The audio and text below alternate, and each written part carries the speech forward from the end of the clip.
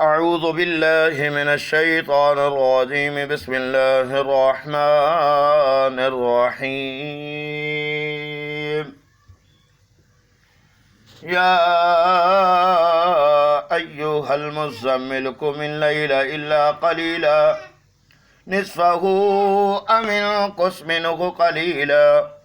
أو زد عليه ورتل القرآن ترتيلا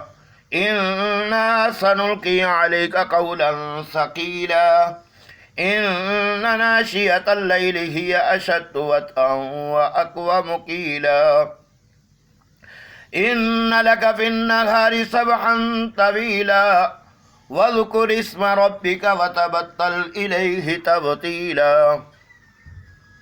رب المشرق والمغرب لا إله إلا هو فاتخذه وكيلا واصبر على ما يقولون واهجرهم هجرا جميلا وذرني والمكذبين أولي النعمة ومهلهم قليلا إن لدينا أنكالا وجحيما وطعاما ذا غصة وعذابا أليما يوم ترجف الأرض والجبال وكانت الجبال كثيبا مهيلا إنا أرسلنا إليكم رسولا شاهدا عليكم كما